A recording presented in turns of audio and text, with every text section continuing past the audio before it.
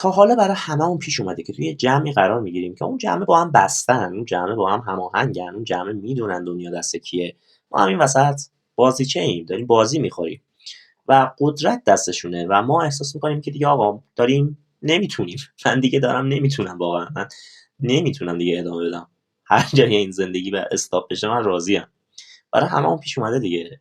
قدرت دستشه، مثلا رسانه دستشه، نمیدونم همه چی دست اون گروه مقابله و شما نمیتونی کاری بکنی، شما زورت نمیرسه دیگه. اتفاقی که برای معین در عشق ابدی داره میفته، اتفاقی که معین صداش شنیده نمیشه، معین خودش هم فن بیان خوبی نداره، عزت نفس بالایی هم نداره اتفاقا و اونجا هم زورش نمیرسه، یعنی قدرتش رو نداره دیگه بخواد با اونا مقابله کنه، بیشتر عسل داره حتی مقابله میکنه با اونا، زورش نمیرسه دیگه بهشون. چرا آقا یارو شب اومده خفش کنه، تو وقتی که خواب بوده گلوشو گرفته خفش کنه.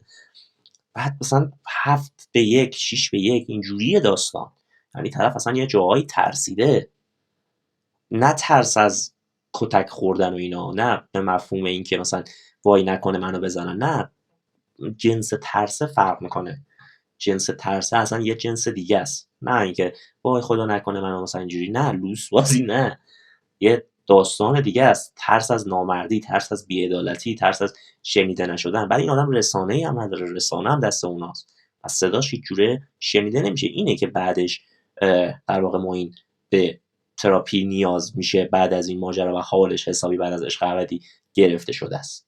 داستان اینه. من یه کوچولو یه خاطره بگم، اینترو خیلی طولانی شد، هنوز سلام علیکم نکردم. یادمه یه زمانی دبستان بودیم، خدا ببخشه تک تک اون بچه‌هایی که اونجا بودن.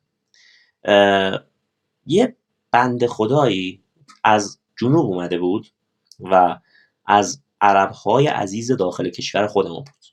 نمیدونم دقیقا بچه کجا بود، شاید مثلا اهوازی جایی، ولی خب بالاخره ایشون یه مقدار لهجه عربی داشت، پوست سیاهی داشت و فکر میکنم به احتمال خیلی زیاد عرب بودن این دوست عزیزمون، ولی خب از عرب‌های عزیز دل خودمون بودن، ایرانی بودن، فارغ از اینکه اصلا کلا ایرانی بوده باشه یا نبوده باشه، انسان بودن که این خودش کافیه برای اینکه اون قابل احترام بشه. ولی خب بچهای دبستانی خیلی نمیان تحلیل کنن و این داستانا. بعد اون زمانی هم که مثلا دهه 60 که دارم تعریف میکنم من، الگوهای خانوادگی هم خیلی الگوهای مثلا تربیت فرزند و اینا خیلی معنی نداشت اون موقع، اصلا روانشناسی و این داستان ها و نمیدونم چگونه کودک خوبی به جامعه تحویل بدیم و این داستانا خیلی پررنگ که نبود تو دهه ما برای بچه‌های مثلا دبستانی و اینا.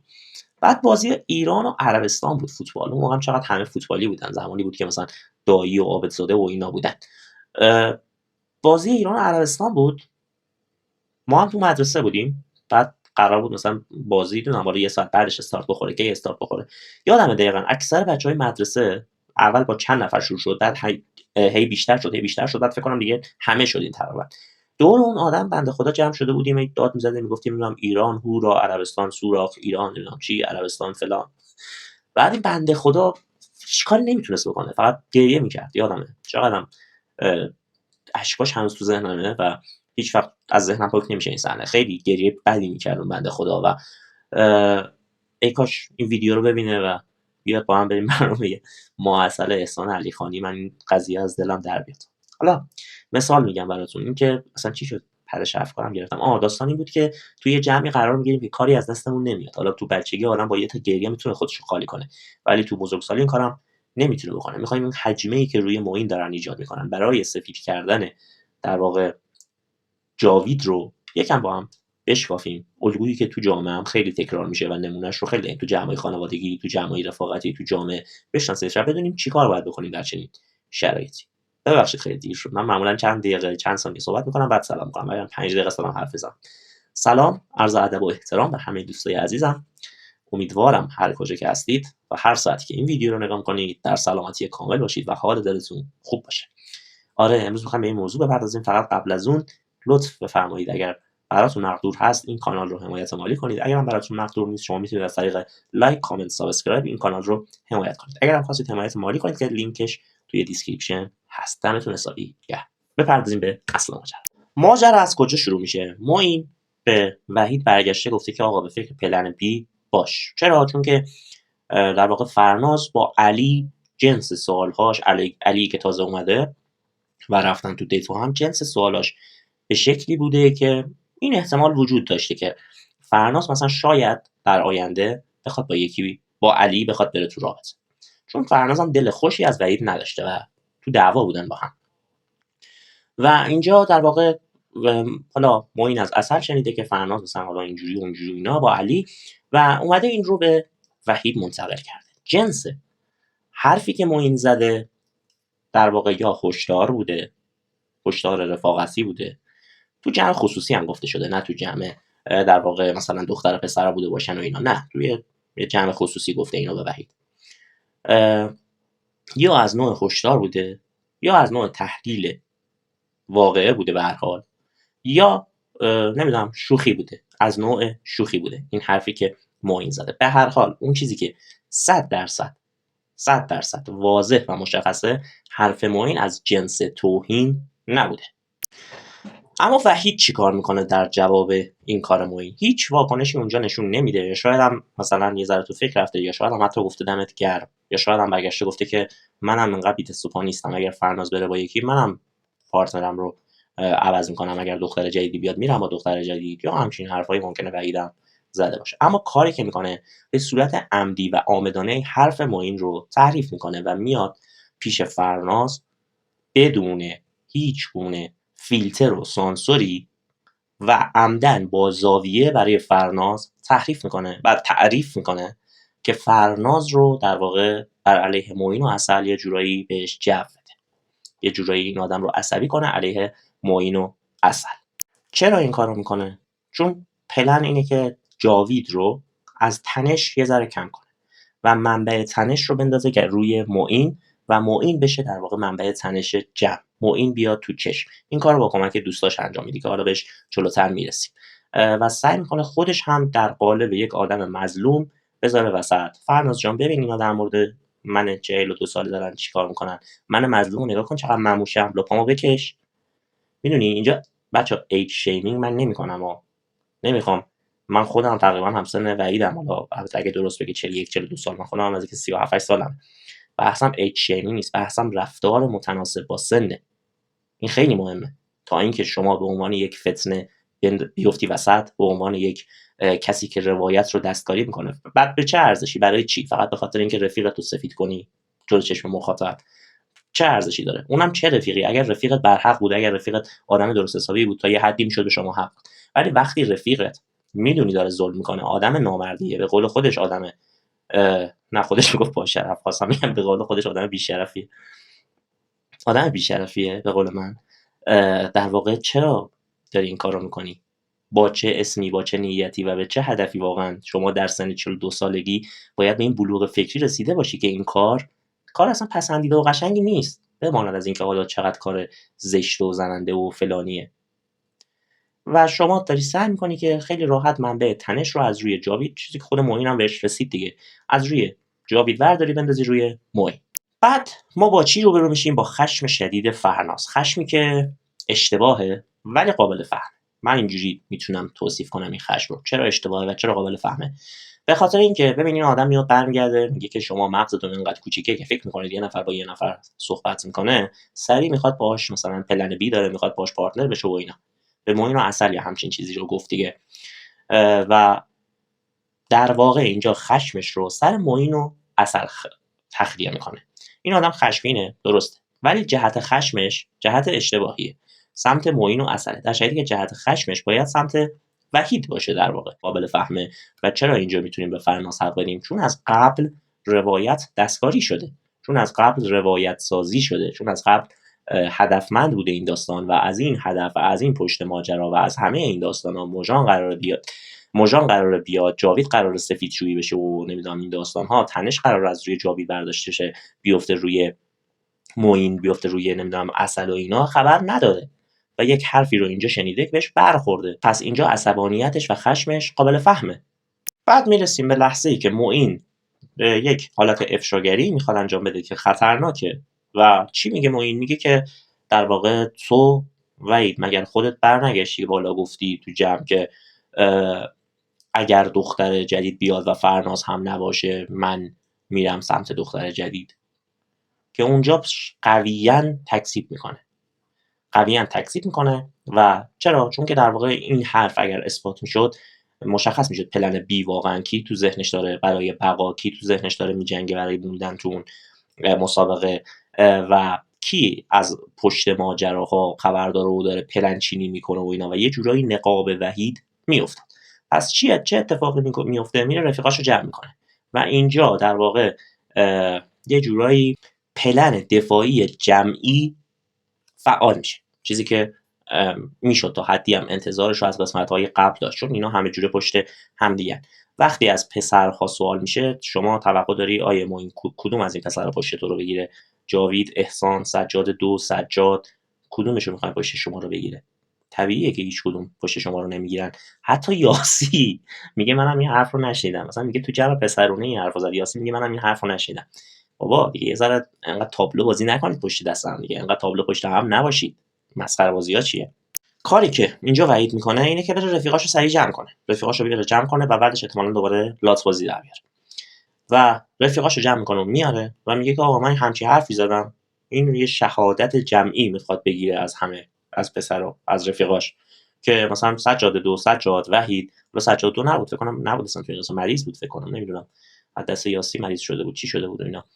به هر حال سجاد، احسان، سرجیو که همون سجاد، دیگه کی بود نمیدونم، جاوید، یاشار، من همچین حرفی زدم تو جمع پسرونه؟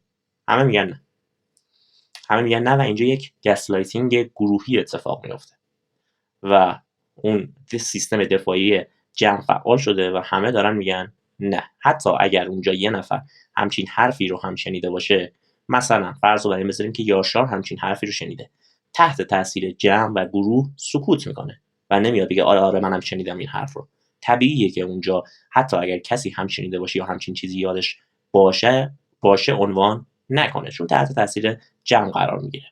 حالا هدف از این شهادت گروهی و گسلایتینگ گروهی چیه؟ پاک کردن حافظه جمع، که حالا این جمعه مال همین لحظه هم شاملش میشه، یعنی دخترام همه تو ذهنشون بیاد خب دیگه همه میگن نه پس معین داره دروغ میگه دیگه.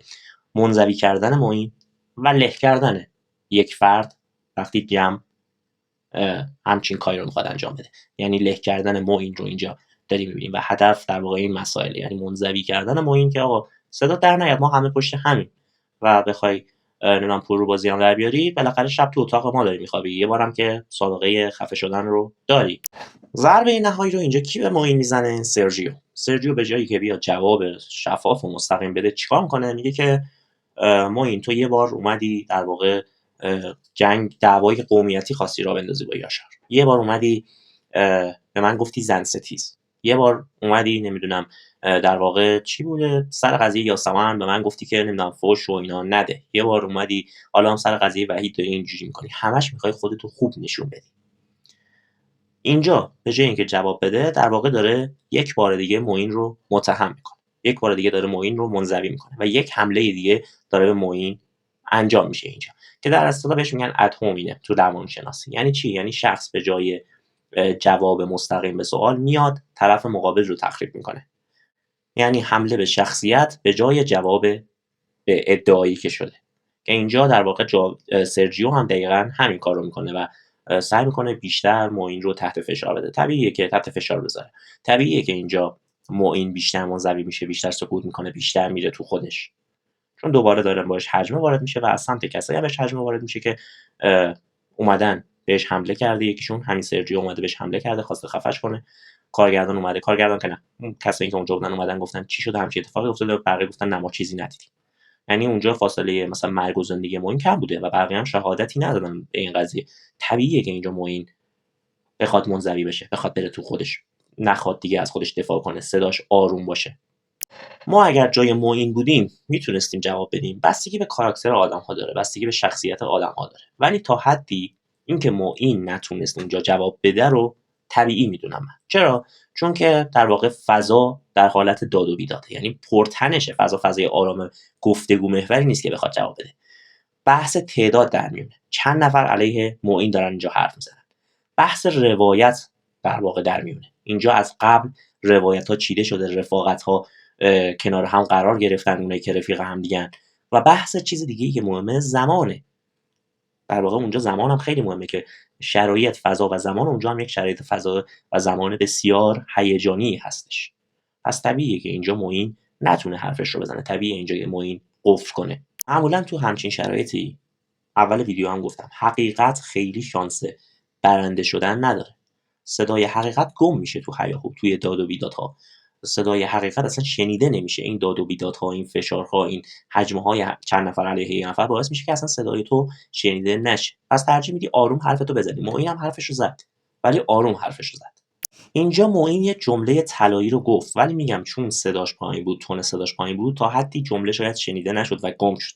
ولی واقعا جمله طلایی گفت که نشان از شاید یه جورایی بلوغ فکری این آدم داشت.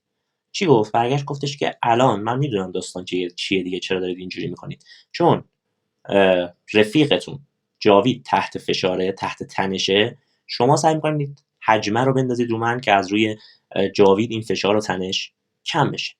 این جمله خیلی مهمه، یعنی نشون میده که آقا این دعوا، معین فهمیده که این دعوا دیگه از سطح فردی گذشته، یه جورایی سطح ساختاری پیدا کرده. یه جورایی نشون میده که معین بازی رو فهمیده. معین فهمیده چه خبره داستان، رفاقتشون رو دیده با هم دیگه، پلن‌هاشون رو دیده با هم. بالاخره تو اتاق پسرا بوده، شنیده پلن‌ها رو، فهمیده بازی رو، فهمیده پشت ماجرا رو، فهمیده چیه داستان. ولی متاسفانه حقیقت تلخ اینه که خیلی از اوقات فهمیدن، درست فهمیدن، بلوغ رفتاری، بلوغ روانی و اینا به نشانه برنده شدن واقعی نیست. خیلی از اوقات حق پیروز نیست متاسفانه.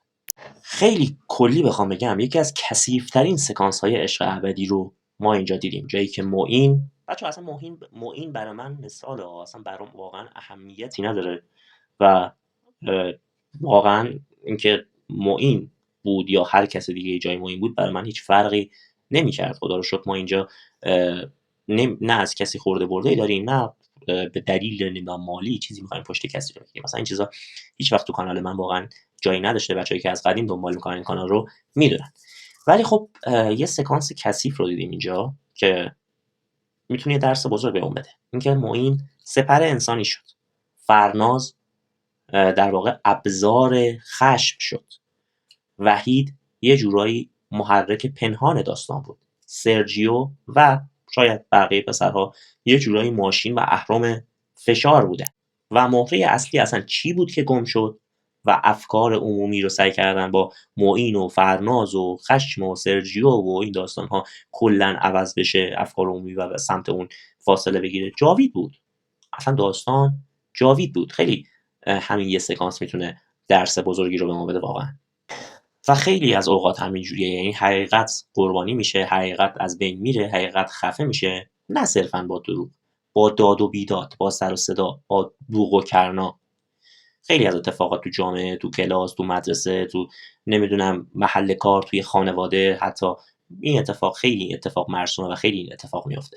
معمولا اینجوریه که وقتی یک جمعی نمیخوان یک صدایی رو بشنون، اون صدای مال یه فردیه که نمیخوان صدا شنیده بشه، اولین کاری که میکنن صدا رو خفه میکنن، بعد خود اون آدم رو خفه میکنن. البته اینجا حالا این که من میگم صدا رو خفه میکنن بعد آدم رو خفه میکنن مثاله، ولی توی این برنامه عشق ابدی 2 واقعیش هم اتفاق افتاد.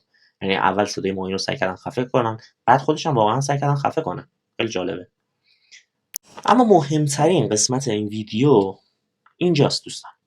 مطلبی که میخوام باهاتون در میون بذارم اینه که چیکار باید بکنیم.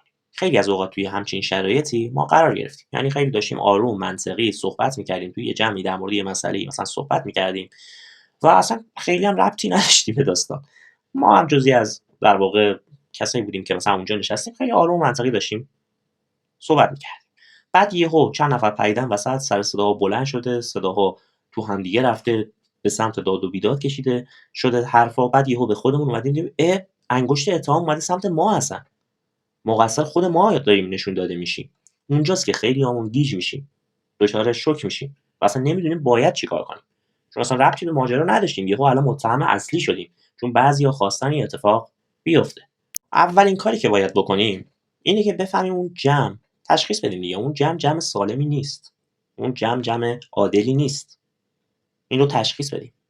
یعنی معین یا خود ما در چنین شرایطی اولین کاری که باید بکنیم اینه که متوجه بشیم که آقا اینجا الان آروم حرف زدن، منطقی حرف زدن، نمیدونم با شخصیت بازی در آوردن و اینا جواب نمیده، چون این جمع تصمیمش رو گرفته و دنبال شنیدن حرف منطقی شما نیست، دنبال شنیدن تحلیل و نمیدونم تفکر شما نیست.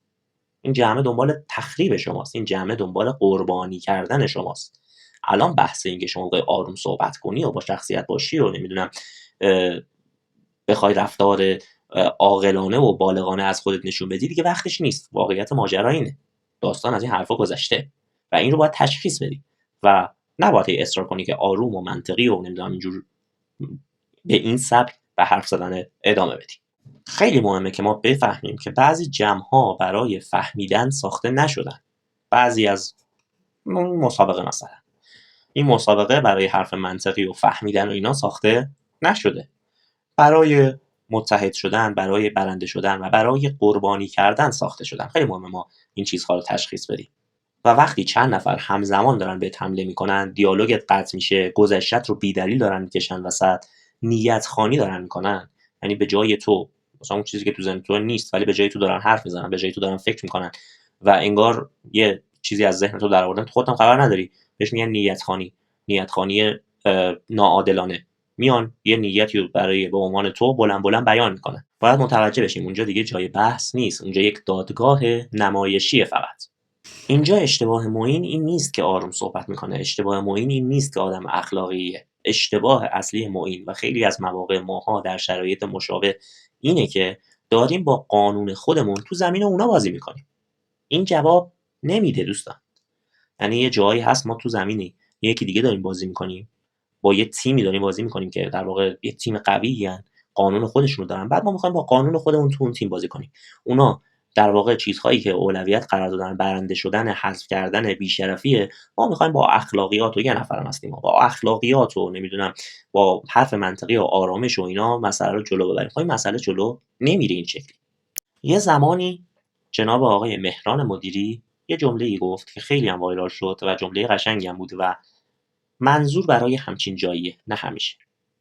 خیلی اوقات از این جمله در جای اشتباه استفاده میشه، ولی دقیقاً این جمله آقای مهران مدیری اینجا معنی پیدا میکنه که توضیح نشانه ضعف. وقتی جمع وارد اون مرحله شده، وقتی جمع وارد مرحله بی‌شرفی، پلن وقاحت، پلن حذف کردن، پلن قربانی کردن، پلن متحد شدن شده، اینجا شما به عنوان فرد، به عنوان تنها اگر بخوای توضیح بدی نشانه ضعف دیگه. اینجا اگر بخوای منطقی صحبت کنی داری وقت تو هدر میدی، داری وقت سوزی میکنی. و اینجا اگر بخوای آروم موندن بدون مرز رو ادامه بدی، آروم موندن بد نیستا، بدون مرزش مهمه. اگر بخوای آروم موندن بدون مرز رو ادامه بدی، له میشی دوست عزیز. تعارف نداره. بهترین تکنیک در چنین مواقعی چیه؟ تکنیک اول اینه که در واقع شما بحث رو جمع کنی، نه اینکه بخوای خودت رو جمع کنی. شما باید در واقع در چنین جایی با یک جمله با حد و مرز مشخص مثل این جمله، اینجا به نظر میرسه کسی قصد شنیدن نداره پس من ادامه نمیدم. همین یه جمله، گاهی یه جمله، گاهی سکوت ارزشش از 10 ساعت صحبت کردن بیشتره و تو مفهومتو میرسونی. با همین یه جمله در واقع شما باید بحث رو جمع کنی و دیگه ادامه ندی. مشابه این کار رو کی کرد بچه‌ها؟ نگار در سیزن 1 که جوابم گرفت. مورد دوم اینه که شما از فاز دفاعی بری بیرون و مرز تعیین کنی برای خودت. مرز مشخص کنی برای خودت و بقیه. مثلا من اینجا در مورد رفتارها دارم صحبت میکنم، نه در مورد شخصی. بحث رو شخصی نکنید. این هم از اون جملات تاثیرگذاره که شما میتونی بگی و دیگه ادامه ندی و بعدش مرزبندی کنی. این یعنی شما قاطعی، این یعنی شما نمیخوای وارد دعوا بشی، این یعنی از طرفی مظلوم نمایی نمیکنی. حد و مرز خودت رو داری مشخص میکنی. یعنی از رفتن از فاز دفاعی به در واقع مرزبندی مشخص. یکی از بهترین تکنیکایی که تو همچین مواقعی میتونیم انجام بدیم. که حالا هیچ می‌بینیم معینم بلد نیستا. و سومین تکنیکی که میتونیم در چنین شرایطی انجام بدیم و از همه بهتره خروجه. یعنی جمعی که متحد شده رو ترک کن. خیلی راحت بهت بگم، نگار هم اتفاقا این کارو میکرد. موقعی که همه جمع میشدن میرفت بیرون، از خودش هم دفاع نمیکرد، میرفت بیرون. نگار الان الگوی رفتاریمون نمیخوام قرار بدم ولی خب 3 تا تکنیک رو من گفتم که یکی دو تاشو حداقل نگار توی فصل پیش انجام داد. واقعیتش اینه که توی جمعی که بخواد با شیله پیله و بی‌شرفی و اینا بالا بیاد و نخواد صدای شما رو بشنوه، شما شنیده نمیشی در هر صورت. این واقعیت هست و واقعیت تلخی هم هست. یعنی اینکه بعضی از جمع هم ارزش موندن ندارن. آقا خیلی راحت بهتون بگم، وقتی همه دارن یه روایت غیر واقعی رو میسازن و با هم بیانش میکنن، شما دیگه حالا هر چقدر بخوای روایت واقعی هم بگی شنیده نمیشی، فایده نداره. فقط داری اونجا مصرف میشی برای تخلیه خشم بقیه. یه خروج محترمانه خیلی ارزشمندتر از موندن و دفاع کردن و بحث کردن و اینجور داستان است. یک کلیپی هست تو اینستاگرام، نمیدونم دیدید یا نه، خیلی هم میگن تو بعضی بازی‌ها باختن ارزشش بیشتر از موندن و بازی کردنه، فقط به خاطر اینکه بیای بیرون. واقعا هم همینجوریه. دختر بچه خیلی گوگولی نازه داره، نمیدونم سنگ کاغذ قیچی باباش بازی میکنه، هنوز دستش پایین نیاورده، میگه تو بردی تو بردی، میگه سنگ کاغذ قیچی تو بردی تو بردی. یعنی اصلا نشونم نمیده که چیو داره، فقط میخواد ببازه، از اون بازی حذف شه بیاد کنار، مثلا میخواد بره دنبال بازی دیگه، میخواد بره حالا کار دیگه انجام بده. نمیدونم کلیپشو دیدید یا نه، ولی واقعیتش اینه که تو بعضی از بازی‌ها باید ببازیم و بیایم بیرون و ارزش موندن نداره اونجا.